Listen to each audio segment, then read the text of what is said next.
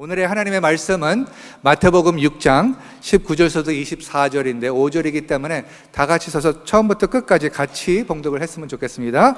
네, 일어서 주세요. 오케이, 시작.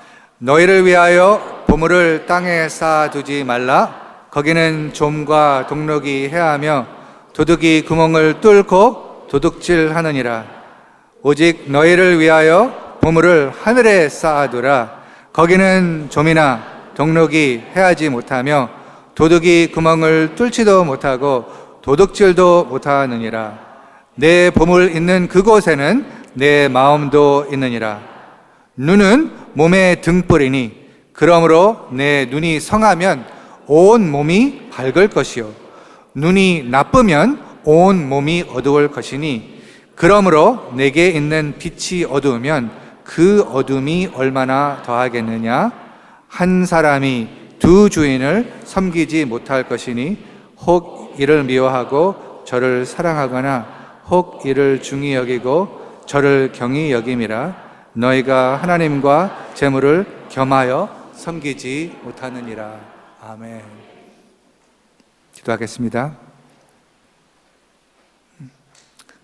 하나님, 우리의 눈을 열어주사 하나님의 영광을 바라보게 하여 주시옵소서.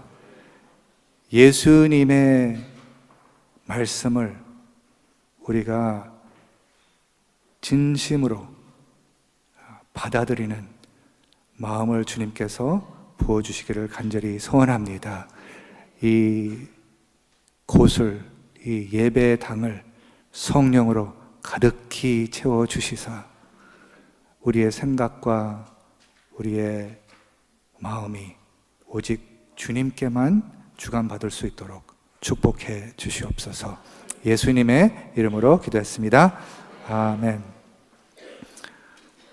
참되게 예배하는 자들을 찾으시는 하나님, 하나님은 참되게 예배하는 자들을 찾으십니다.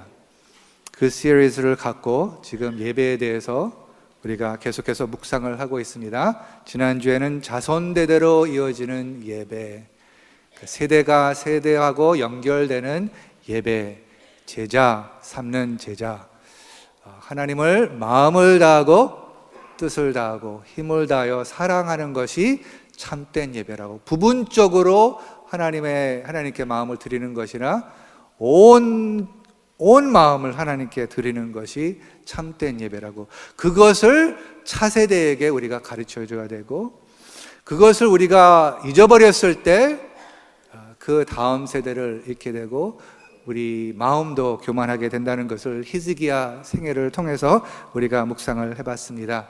오늘의 제목은 예배와 재물입니다. 예배와 재물은 무슨 상관이 있을까요? 참된 예배를 가르치려면 우리가 그것을 행하고 다음 세대에게 그것을 가르쳐 주려면은 복음의 안경을 가지고 돈을 봐야 한다는 것입니다. 사실 오늘 제가 헌금에 대해서 그 말씀을 전한다고 그랬는데 그래도 듣고 싶어서 오셨는가 봐요. 헌금에 대해서 말하기 전에 근데 좀 더 범위를 넓혀서, 그 헌금은 일부지요. 넓혀서 재물, 물질, 돈에 대해서 성경은 무엇을 가르치는지 살펴보겠습니다. 여러분 아시다시피 종교적으로 돈에 대해서 전할 때 남용할 수가 있습니다. 잘못 가르칠 수가 있습니다. 그래서 항상 우리가 정말 하나님의 온 그 성경을 정말 잘 해석을 해야 된다고 믿습니다. 왜 예배와 돈에 대해서, 예배와 재물에 대해서 얘기를 해야 될까요? 그것은 돈에 대한 어마어마한 중요성을 하나님의 말씀으로 우리가 알 수 있기 때문입니다. 이것을 우리 리처드 할버슨, 우리 이 나라의 채플 목사님이셨죠. 1981년도서부터 1994년도에까지 이렇게 섬기신 분입니다. 많은 우리 위정자를 섬긴 분입니다. 그분이 이러한 말씀을 하셨습니다. 화면에 떠오르면 제가 읽어드리겠습니다. 예수님은 그 어떤 주제보다 돈에 대해 많이 말씀하셨다. 왜냐하면 돈이 인간의 본성을 가장 잘 드러내기 때문이다. 돈은 사람의 인격을 적나라하게 드러내는 거울이다. 성경을 통해 우리는 인격의 성숙도와 돈을 다루는 것 사이에 밀접한 연관이 있음을 발견할 수 있다 라고 말해 주셨습니다. 네. 그리고 또 이 제목을 공부하는 가운데 이제 책을 접하게 됐는데, 그 책에는 이러한 말씀이 있습니다. 성경은 믿음과 기도에 대한 내용보다 2배나 많이, 약 2350구절에 돈에 대해 언급을 하고 있다는 것입니다. 돈에 대해서 얼마나 많이 말하고 있는지 저는 더 깨닫게 됐습니다. 그래서 돈에 대한 설교를 거의 안 하는 것에 대해서, 언급을 안 하는 건 아니지만은, 에 대해서 회개를 하게 되더라고요. 이것을 준비를 하면서. 왜 이것에 대해서 더 강조를 할까? 예수님은 이렇게 많이 돈에 대해서 언급을 하셨는데, 성경은 이렇게 많이 돈에 대해서 언급을 하셨는데, 왜 나는 그렇게 하지 않을까? 그렇다면 제가 성경을 바로 가르치지 않는다는 그런 마음이 생겼습니다. 사실 2년 전서부터 우리가 이것을 좀 올바르게 섬기기 위해서 12월 달을 우리 선교의 달로 정했습니다. 그것은 12월 달 바로 그때는 소비자 운동의 가장 큰 계절입니다. 그렇기 때문에 우리의 시선을, 우리의 중심을 주님께로 갈 수 있도록 이 선교 주제, 하나님이 왜 이 땅에 오셨는지에 우리가 그 목적을, 거의 중심을 거기다 두고 갈 수 있도록 하는 그 일부의 노력이라고 저는 보고 있습니다. 오늘의 말씀, 오늘 본문 말씀은 산상수훈의 일부입니다. 그 산상수훈의 내용은 여러분 아시다시피 하나님의 나라의 백성들을 위한 교훈이었습니다. 예수 그리스도의 제자들이 어떻게 살아야 되고 어떤 마음을 가져야 되고 예수님은 무엇에 그 중요성을, 그 중심을 두는지 예수님께서 가르치신 내용입니다.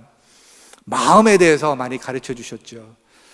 6장에 가서 보면은 이제 구제에 대한 말을 있고 기도에 대한 말이 있고 금식에 대한 말이 있습니다. 그 바로 후에 나오는 말씀이 오늘 바로 읽은 본문입니다. 예수는 재물에 대해서 가르쳤다는 것입니다. 여러분 아시다시피 종교적으로 이 번영신학이라는 게 있습니다. 기복신앙이라는 것이 있습니다. 그러니까 기복신앙은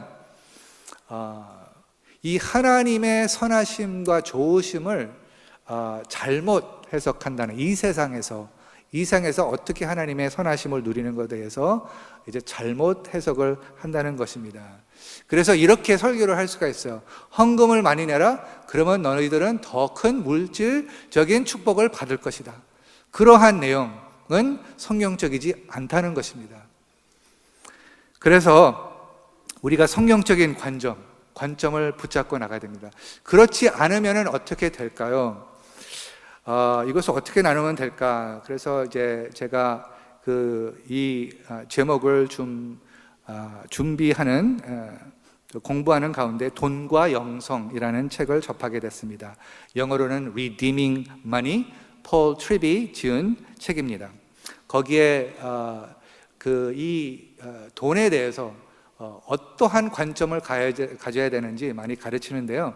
특별히 제가 오늘 그 책에서 나누고 싶은 것은 거기에서 사례들이 있어요. 실제적인 사례들이 있는데 여러분이 이것을 사례들을 들으면서 여러분의 삶을 좀 비춰봤으면 좋겠습니다. 거울로 비춰봤으면 좋겠습니다. 첫째 사례는 존이라는 사람입니다. 존은 이렇게 묘사를 했습니다. 가난한 집에서 자란 그는 커서 부자가 되겠다고 어릴 적부터 다짐했다는 분입니다. 겉으로 보면 그는 자수성가. 저도 알고 있어요. 사실은 그렇지 않아요. 새로운 단어예요. 자수성가한 사람이었다. 돈으로 살 수 있는 것은 다 사들여서 안락하게 지냈고, 돈으로 할 수 있는 것들은 모두 다 해보았다고 합니다. 은행에 저축한 돈도 많고, 은퇴 자금 넉넉하게 준비했으며 청구서가 밀리는 일도 없었습니다. 돈을 버는 데는 성공했지만, 그런데 더 큰 재정 문제가 그를 괴롭혔습니다. 가장 심각한 재정 문제는 부채가 아니라 숭배라는 것입니다. 존의 경제 생활의 중심은 존이었습니다. 그에게 중요한 것은 자기 뜻, 자기 계획, 자기 규칙, 자기 성공, 자기의 편안함이었습니다. 인생에서 가장 중요한 실제, 즉 하나님의 존재와 영광은 안중에 없었다고 합니다. 그가 갈망하던 것은 자기 영광을 드러낼 수 있었기 때문입니다. 존은 쾌락과 안락함과 힘을 추구했고, 이 모두를 돈으로 살 수 있었습니다. 살 수 있었던 것이 행복일까요? 축복일까요? 불행일까요? 성경적으로 보면은요, 다 그렇게 산다고 그것이 축복이 아니라는 것, 하나님이 없으면 그것이 불행이라는 것을 가르쳐 주고 있다는 것입니다. 사례 넘버 2, 샘이라는 분입니다. 샘과 시나 부부는 신자였지만 가짜 구원자에게 걸려들고 말았습니다. 그들은 비좁고 불편한 집에서 세 아이를 기르면서 살았습니다. 차는 변변치 않았고, 휴가는 겨우 1년에 한 번 가족끼리 가는 캠핑이 전부였습니다. 교회 친구들은 부촌에 있는 대저택에 살면서 휴가를 그랜드 캐니언이나 디즈니 월드로 떠났습니다. 샘은 친구가 새로 장만한 대형 SUV를 타고 교회 오는 것을 보면 질투가 나 비명이 터져 나올 것 같았다고 했습니다. 신하는 할인마트에서 옷을 사서 입고 다니는 것이 부끄러웠고, 친구들을 한 번도 집으로 초대하지 않았습니다. 더 이상 이렇게 살 수 없다고 생각한 샘은 일주일에 70시간을 일하면서 돈을 벌기 시작했고, 승진도 했습니다. 샘과 신하는 마침내 더 넓은 집으로 이사했습니다. 꿈에 그리던 SUV도 샀고, 이전보다 훨씬 좋은 곳에서 휴가를 보냈습니다. 그런데 대가를 지불해야 했습니다. 샘은 늘 집을 비웠습니다. 신하와 아이들은 이상적인 미국인의 삶, 아메리칸 드림을 살았지만, 신하는 남편을 잃고 아이들은 아빠를 잃었습니다. 샘의 집은 더 이상 그의 집이 아니었습니다. 그는 직장에서 살다시피 했고, 휴가만 해도 사실 신하가 아이들과 휴가를 떠나면 간혹 샘이 중간에 합류하는 정도였습니다. 그들이 이룬 것은 결국 꿈이 아니었습니다. 샘이 저자의 사무실로 찾아갔을 때 신하는 그의 곁을 떠난 상태였습니다. 두 사람 사이는 소원해질 대로 소원해졌습니다. 언제부터인가 대화가 끊기고 사사건건 싸웠습니다. 신하가 샘에게 이를 더 사랑한다고 화를 내자 샘은 신하에게 지금 누리는 좋은 환경에 감사할 줄 모른다고 화를 냈습니다. 결국 신하는 아이들을 데리고 떠났고, 대저택에는 샘 혼자 남았습니다. 샘은 단란했던 가족이 어찌다 이 지경이 되었는지 모르겠다며 심정을 토로했습니다. 그는 낙심한 목소리로 말했습니다. 돈으로 행복을 살 수 있다고 생각했던 것 같습니다. 하지만 돈으로 경험이나 물건을 살 수 있어도 행복은 살 수 없다는 걸 확실히 알게 됐네요. 셋째, 짧게 아멘다. 아멘다는 신용카드를 자기 원하는 대로 사용함으로 대금을 갚을 수 없는 지경에 이르렀지만은 재정 상황이 심각하다는 현실을 인정하지 않고 있었습니다. 돈이 나쁜 것은 아니지만 돈은 우리를 함정에 빠지게 할 수가 있다는 것입니다. 디모데전서 6장 9절을 읽었으면 좋겠습니다. 디모데전서 6장 9절 다 같이 시작. 구하려 하는 자들은 시험과 올무와 여러 가지 어리석고 해로운 욕심에 떨어지나니 곧 사람으로 파멸과 멸망에 빠지게 하는 것이다. 10절,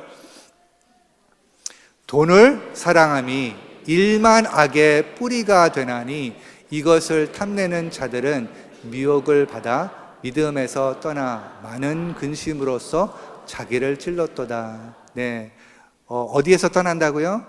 믿음에서 떠나게 한대요. 돈을 사랑하면 일만 악의 뿌리가 된다고 했습니다. 우리도 모르게 돈을 사용해서 우리의 낙을 이룬다고 생각을 하지만은 이것을 잘못 다루게 되면, 잘못 생각하게 되면은 오히려 우리가 그의 노예가 된다는 뜻입니다.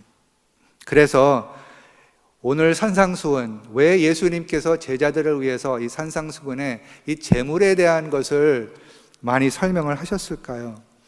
두 가지입니다. 하나는 경고입니다. 그리고 둘째는 약속입니다. 사실 경고만은 아닙니다. 여기에는 놀라운 하나님의 약속이 담겨져 있습니다. 그래서 오늘의 본문을 보겠습니다. 본문을 보면 마태복음 6장 19절에 보물이라는 단어가 등장합니다. 두 가지 보물을 얘기합니다. 첫째는 땅에 쌓아두는 보물이 있고, 둘째는 하늘에 쌓아두는 보물이 있다는 것을 예수님께서 설명을 하십니다. 그리고 설명을 하실 때 보물이 있는데 보물을 땅에 쌓아두지 말라고 명령을 하셨습니다. 여러분 지금 바로 다짐하시기를, 네, 주님의 명령대로 명령대로 따르는 자는 승리할 것이다 라고 말씀하셨습니다. 이게 명령이거든요. 보물을 땅에 쌓아두지 말라라는 명령을 지키시는 여러분과 제가 되기를 예수님의 이름으로 축복합니다. 왜 그럴까요? 그 이유는 이 보물을 땅에 쌓아두면은 다 없어질 것이라고 하는 것입니다. 안전하지 않다는 것입니다. 디모데전서 6장 7절에는 이 말씀이 있죠. 다 같이 읽어보겠으면 좋겠습니다. 디모데전서 6장 7절 시작. 우리가 세상에 아무것도 가지고 온 적이 없음에 또한 아무것도 가지고 가지 못하리니. 우리가 아는 진리이죠. 너무나 우리가 모르면 안 되죠. 그런데 이것을 잊어버리면서 우리의 가치를 이 세상에 둘 때가 너무나 쉽다는 것이죠. 그래서 예수님은 그들에게 말했습니다. 아무것도 가져올 수 없으니까 땅에다가 이 세상에 너의 모든 보물을 이 땅에 쌓아두면은 나중에 뭐라 그랬죠? 거기 두면은 좀이나 좀과 동록이 해하며 도둑이 구멍을 뚫고 도둑질하느니라. 가장 큰 도둑은 무엇입니까? 죽음입니다. 죽음을 통해서 이 모든 우리 이 땅에서 쌓아놓은 것이 다 사라진다는 것입니다. 아무것도 가져갈 수 없다는 것입니다. 근데 그 똑같은 보물을 하늘에 쌓아두라고 그랬습니다. 왜 하늘에 쌓아두라고 그랬냐면은 거기에는 썩지 않기 때문에, 영원히 안전할 것이기 때문에. 물어보겠습니다. 이 세상에 안전한 금고 있습니까? 여러분의 돈을 지금 보호하려고 어디다 지금 두셨습니까? 어느 계좌가 안전하다고 생각하십니까? 돈이 많이 있다가도 예를 들어서 경제적으로 IMF 그거 기억하시죠? 1988년도 모든 것을 순식간에 사라질 수가 있어요. 아무리 우리가 부자고 그것을 잘 지켰다고 해도 순식간에 경제적인 문제가 있으면 다 사라질 수가 있다는 것입니다. 이 세상에는 안전한 금고가 없다는 것입니다. 여러분 믿으시죠? 하나님은 하늘나라에 우리 각자의 계좌를 열어놓으셨습니다. 하늘에 있는 계좌는 안전합니다. 세상에 있는 계좌는 순식간에 없어질 수 있어요. 그래서 하늘나라의 보화는 고갈되지 않는다고 이 책에서 이렇게 묘사를 했습니다. 이 세상에서 쌓아두는 전망은 내림세예요. 그렇지만은 하늘에 두는 투자는 항상 상승세를 탄다는 것입니다. 믿으시기 바랍니다. 두 가지 보물, 소유할 수 없는 것이 있고, 그러니까 계속해서 소유할 수 없는 것이 이제 물질이라는 것이에요. 그런데 잃어버릴 수 없는 것이 있다는 것이에요. 그것이 하늘에 저장하는 그것들이라는 것입니다.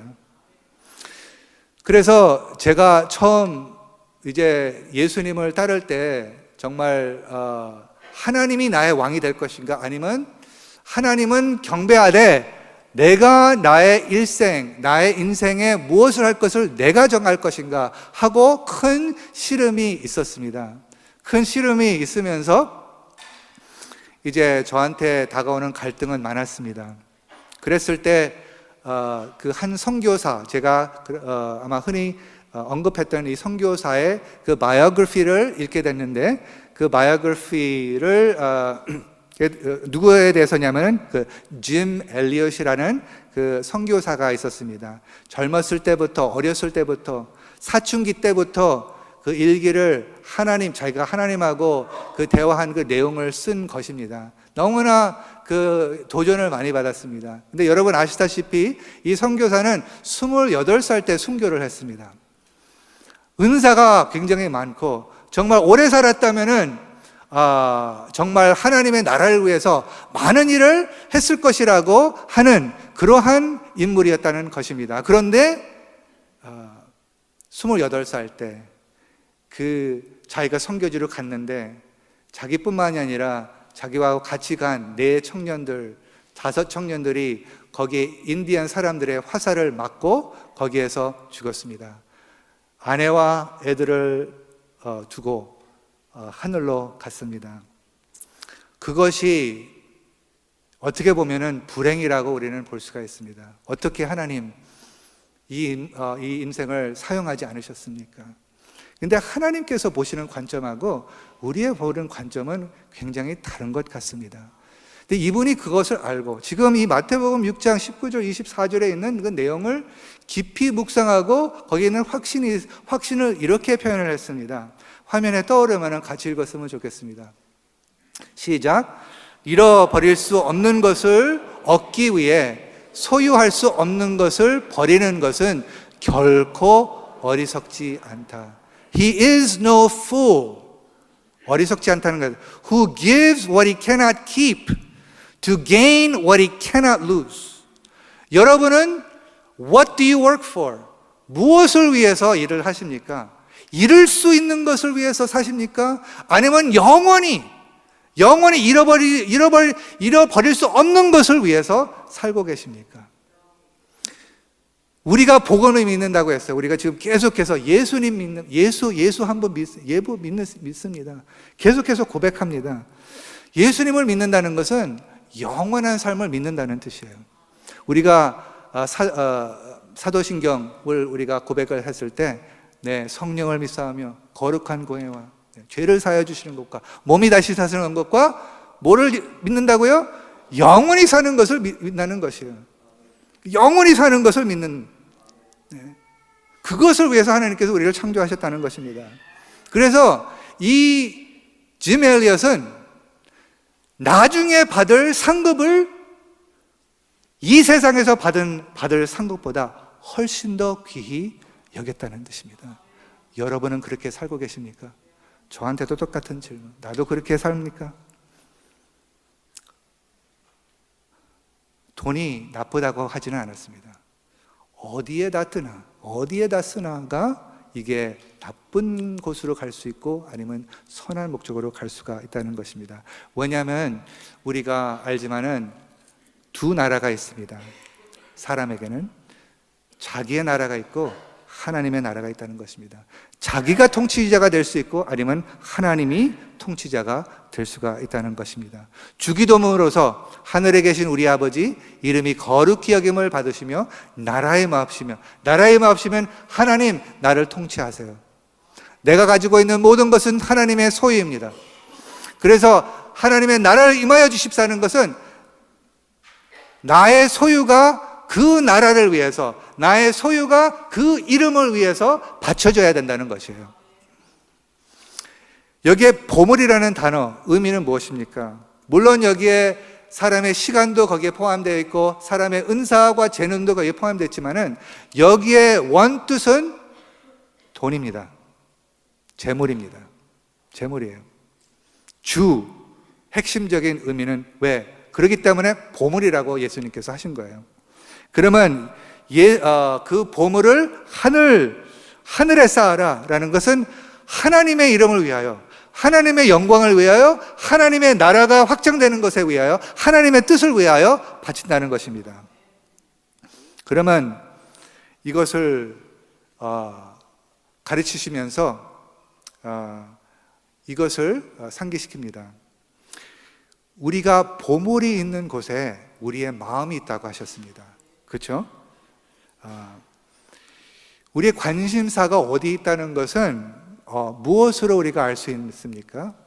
물론 시간과 그런 것도 이제 포함되지만은 가계부와 신용카드 청구서, 통장을 보여주면 마음이 어디에 있는지 말해줄 수 있다고 합니다. 믿으십니까? 별로요? 돈의 사용 내역은 속이지 않는답니다. 좀 찔리는 말이죠. 저도 그래요. 그리고 보물은요, 어디에 두는 거에 따라서 우리의 마음이 그쪽으로 갑니다. 그래서 여러분, 선교에 대해서 좀 더 마음을 가지고 싶으세요? 아직도 지금 별로 선교에 대해서 모르신다고요? 그러면요, 선교를 위해서 더 거기다 투자를 하세요. 여러분의 기도를 하실 때 여러분이 헌금하신 선교사를 위해서 더 많이 기도하십니까? 아니면 그 헌금을 아주 보내지 않은 사람들한테 더 많이 갑니까? 일반적으로 보면은 헌금을 간대, 거기에 더 마음이 간다는 뜻이죠. 보물이 있는 곳에 우리의 마음이 있다. 그러니까 마음을 어디로 가게 하는 것이 그쪽에다가 우리가 의도적으로 이렇게 두면은 마음이 그쪽으로 이제 향하게 된다는 그 뜻입니다. 두 가지의 보물이에요. 그것은 어떻게 그렇게 할 수 있을까? 어떻게 하늘에 쌓아둘 수 있을까? 이 두 가지 눈에 대해서 설명을 하고 있습니다. 22절에는 눈은 몸의 등불이니 라고 그랬습니다. 그리고 그러므로 내 눈이 성하면 온몸이 밝을 것이요. 눈을 통해서 무엇을 합니까? 우리가 봅니다. 세상을 보고 있습니다. 그렇죠? 세상을 볼 수 있게 하는 것이 눈입니다. 눈이 성하면은 몸이 밝다 그러고, 근데 눈이 나쁘면 온몸이 어두워질지라. 이것은 이 관점에 대해서 얘기하는 것입니다. 이 관점이 우리 중심 그리고 이 세상 중심이면은 그것은 시야가 매우 좁다는 것입니다. 시야가 매우 좁고 정말 우리를 이 세상의 모든 그 지배하는 그 요소들서부터 우리가 자유하려면은 우리의 시야가 넓혀져야 된다는 것입니다. 어떻게 넓혀져야 될까요? 영원한 세상을 우리가 봐야 된다는 것입니다. 그것을 볼 때 온 몸이 밝아진다고 하는 것이에요. 그러니까 우리의 삶이 밝아진다는 것이에요. 그 관점이 없으면은 우리의 몸은 어두워집니다. 어두워진다는 게 무엇입니까? 염려가 많다는 뜻이에요. 걱정이 많다는 뜻입니다. 두려움이 많다는 뜻입니다. 불안함이 많다는 뜻입니다. 그것이 어두움이에요. 우리의 시야가 좁으면은 우리는 그런 속에 살 수밖에 없다는 것입니다. 그렇지만 우리가 영원한 시야를 갖고 있다면은 거기에서 하나님께서 원하시는 것은 우리에게 자유를 주고 싶다는 것입니다. 여러분, 이 제목이 좀 뭐라 그럴까 심각한 그 제목이라서 제가 여러분의 얼굴을 보면은요 좀 굳어지는 것 같아요. 아니에요. 그냥 농담인데 사실은 여기에 어마어마한 약속이 있잖아요. 약속은 하늘에 쌓아두면 그것은 영원토록 잃지 않는다는 것이에요. 여러분은 지금 어디에 공격적으로 투자하고 있습니까? 재정 상담가에 가면은요, 멀으면은 30년 후를 생각을 하라고 합니다. 성경이 가장 위대한 재정 상담가로 여기시기를 예수님의 이름으로 축복합니다. 이것을 보면은 영원한 시야를 가지게 하라는 거예요. 영원한 것에 투자를 하라는 거예요. 여기 30년 하고 왜 30년 후를 보라고 해요? 보통 은퇴를 잘할 수 있도록. 여러분 은퇴를 잘해봤자 몇 년 동안 살겠습니까? 그렇지 않아요? 우리 그 은퇴하는 20년을 위해서 우리가 다 우리의 모든 예산을 짜고 저장하고 그것을 위해서 준비하는 건 나쁘다고 그런 것은 아닙니다. 그러나 우리가 잊지 않아야 될 것은 영원한 것은 어떻다는 거예요. 거기다 투자를 해야 된다는 거예요. 그러니까 예수님께서 이것을 전할 때 어떻게 그냥 심각하라고 한 것이 아니라 어마어마한 우리에게 약속을 주면서 여기에 투자를 하라고 이렇게 우리에게 어리석지 말고 지혜롭게 영원한 삶을 위해서 너희가 투자를 해야 된다고. 너의 물질, 너의 재물, 너의 돈, 볼 수 있는 것, 그것을 하나님의 나라에 바치면은 이게 놀라운 거기에 interest rate가요 10%, 그거는 아무것도 아니고 100% 그것도 아무것도 아니에요. 1000% 그것도 아무것도 아니에요. 예? 하나님께서 이자를 주실 때 그렇게 주실 것 같아요? 하나님의 이자는 우리가 상상할 수 없는 100만% 바로 시작? 여러분, 그래서 예수님께서 가장 가난한데 2동전을 헌금으로 한 사람이 부자가 자기가 일부를 준 것보다도 더 많이 줬다고. 예수님의 관점과 우리의 관점은 다릅니다. 이 두 가지 관점, 두 가지 눈, 이것은 어떻게 우리가 맞춰야 되면 두 가지 주인이 있다는 것이죠. 내가 주인이 될 수 있고 하나님이 주인이 될 수 있습니다. 여기에는 하나님과 재물을 겸하여 섬기지 못하느니라. 지난주에 제가 말씀드렸나요? 아니면 2주 전인가요? 배우자는 몇 명이 있을 수가 있습니까? 이것은요 굉장히 쉬운 질문이에요. 배우자는 한 명이어야 됩니다. 2명이 되면 안 됩니다. 제가 질문하는 건 그렇게 어려운 거 아니에요. 네, 배우자는 한 명이어야 돼요. 그리고 우리 마음속에는요 오직 한 분만이 왕이 될 수가 있어요. 하나님이 왕이 될 것인가 아니면 내가 왕이 될 것인가. 근데 내가 왕이 되면은 내가 나의 노예가 됩니다. 나는 미래를 모릅니다. 뭐가 일어날 것이 항상 불안하지. 내가 아무리 잘해도 전쟁이 일어나 봐요. 다 없어지죠. 그래서 전쟁이 일어나지 않게 해주세요. 경제적으로 이것이 다 안전케 하여 주세요. 이것이 우리의 안전합니까? 그것을 위해서 기도하지 말라는 건 아니지만은 그것을 우리의 안전함이라고 생각을 하면 안 되고, 믿는 사람은 영원한 세계에 우리가 안전함이 있다는 것을 항상 인식하고, 그러기 때문에 기쁜 마음을 가질 수 있는 사람들이 믿는 사람들의 그 특권이라는 것입니다. 축복이라는 것입니다. 기쁘시기를 바랍니다. 우리의 정체성은 피조물이고 하나님이 오직 하나님입니다. 그래서 이것을, 근데 왜 만몬이라고 그랬죠? 여기 재물, 하나님과 재물을 겸하여 섬기지 못하겠다 그랬죠? 왜냐하면은 이 돈이라는 것이 이상하게 우리 마음속에 스며들고 있기가 너무나 쉽다는 것입니다. 그래서 그것을 인격화했다는 것입니다. 구원을 생각해 봅시다. 이것이 마지막. 구원을 생각해 보면은 이 구원을 얻은 사람, 정말 예수님을 예수님으로 믿는 사람은요, 믿으면은요 돈을 다르게 보게 됩니다. 믿으십니까? 우리 거기에 그 신약에 굉장히 대표적인 인물이 있습니다. 삭개오입니다. 삭개오 누가복음 19장 8절에는 이러한 말씀이 있죠. 화면에 떠올리면은 다 같이 읽었으면 좋겠습니다. 누가복음 19장 8절. 삭개오가 예수님을 바로 만났습니다. 삭개오가 예수님을 자기 집에 초대했습니다. 그래서 이제 삭개오가 고백하는 것이 있습니다. 화면에 안 나오면 제가 그냥 읽어드리겠습니다. 삭개오가 서서 잠깐만요. 제가 찾고 삭개오가 서서 주께 여짜오되 나오네요.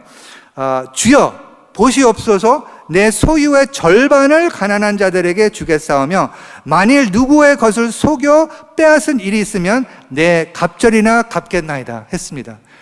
바로 믿었습니다. 믿었는데 거기에 바로 반응이 뭐예요?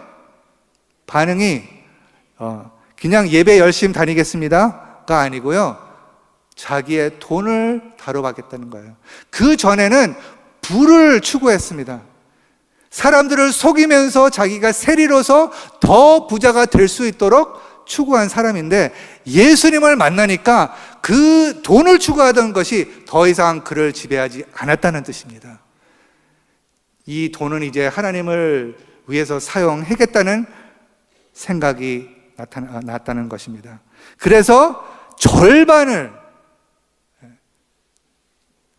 부자가 절반을 나눈다는 거, 이건 놀라운 일이라는 거예요. 놀라운.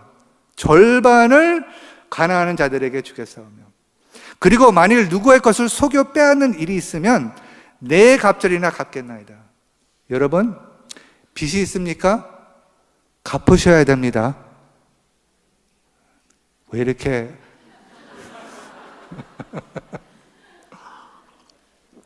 사람 속이고 그냥 이해해 주겠지 하지 마세요. 갚을 것은 갚아야 돼요.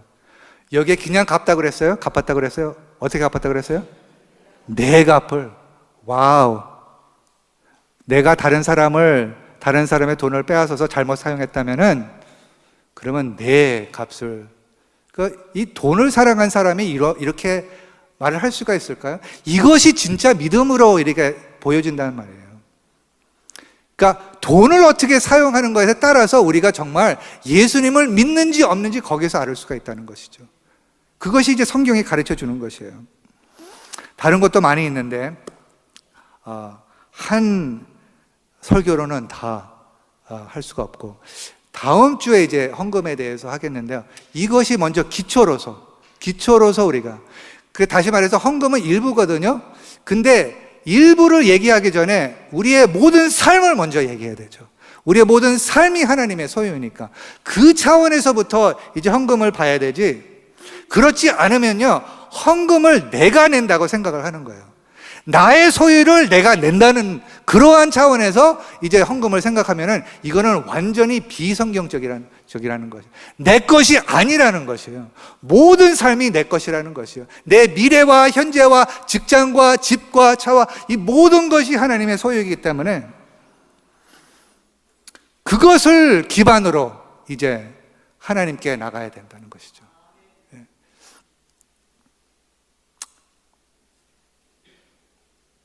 보물을 재배치해야 될 것입니다. 2주 후에는, 그리고 적용의 말씀을 드립니다. 2주 후에 뭔가 있는지 아세요? Black Friday.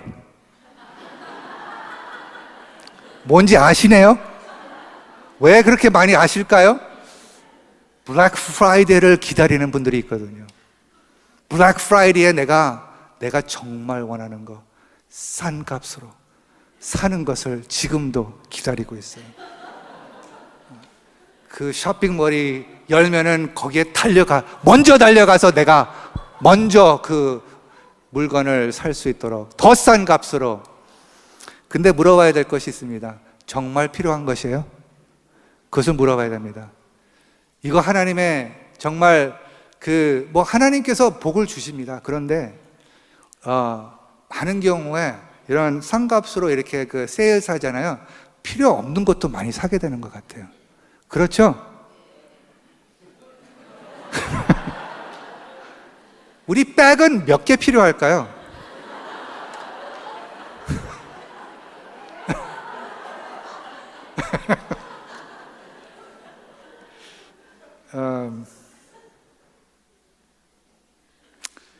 하나님은 정말 많은 것을 예비해 주셨는데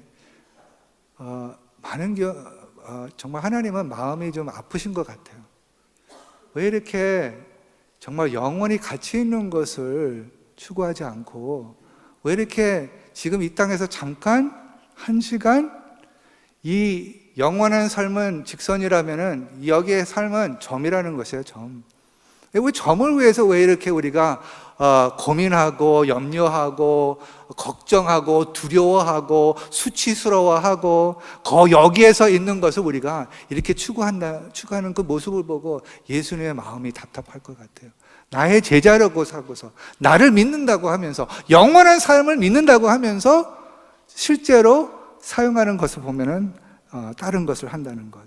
네. 여러분 블랙 프라이데이 잘 기도하면서 결정하시기 바랍니다.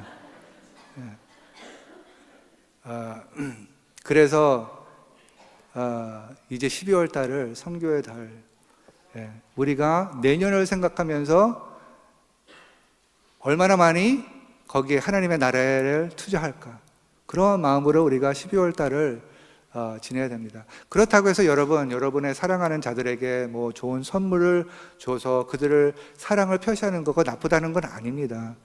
그런데 정말 이것을 기도하면서 하셔야 된다는 것이에요. 하나님께서 우리를 축복하시기를 원하십니다. 그런데 너무나 우리가 세상적이 되면은 우리는 정말 어리석은 사람이 되고 거기에 노예가 되고 신용카드를 이제 컨트롤 없이, 젊은이들이 이제 결혼해 갖고서 이것도 사야 되고 저것도 사야 되고 이것도 좋고 이거 잡지 보면 이것이 너무 좋고, 그러니까 계속해서 사면서 신용카드 얼마나 많이 사용한지를 몰라 갖고서 이제 거기 빚이 되면은 그 빚에 이제 종이 되고, 그러면 이제 더 일을 해야 됩니다. 더 일을 해야 되면은 하나님의 나라에 일을 할 수가 없게 돼요. 그래서 가장 좋은 것을 예비해 주시는 하나님을 바라보면서 나가시기를 예수님의 이름으로 축복합니다. 네, 영원한 삶을 믿으시면서 나가는 우리가 되기를 원합니다. 그래서 참된 예배가 뭐예요? 마음을 다하고 뜻을 다하고. 마음이 어디 있다고요? 보물에 있어요. 마음을 다하고는 보물을 다하고요. 보물을 다하고. 왜냐하면 보물이 있는 곳에 우리의 마음이 있기 때문에. 마음을 다하고. 왜 이렇게 웃으세요?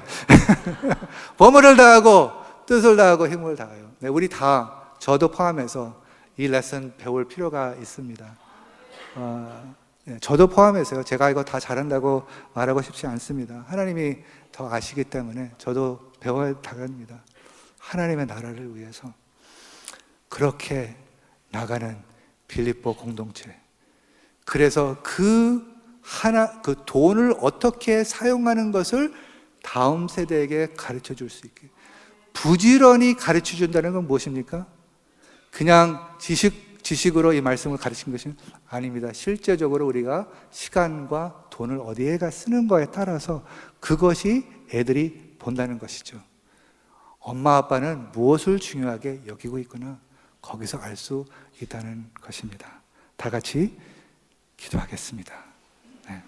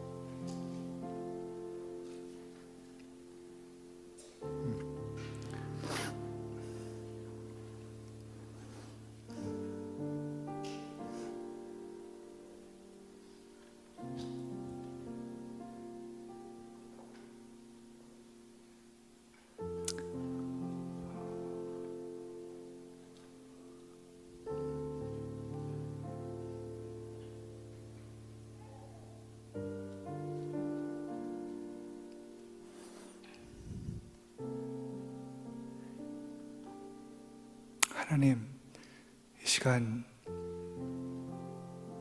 하늘을 보게 해주세요. 하늘이 얼마나 놀라운 것인지, 얼마나 많은 것을 예비해 주셨던 것이. 비록 우리가 다 볼 수는 없겠지만 조금이라도 더 믿음으로 볼 수 있게 하여 주시옵소서. 지혜로운 사람이 되게 하여 주시옵소서. 어리석은 자 되고 싶지 않습니다. 점을 위한 투자를 한 것이 아니라 아버지 영원한 것에 투자를 하는 빌립보 공동체 되게 하여 주시옵소서. 예수님의 이름으로 기도했습니다. 아멘.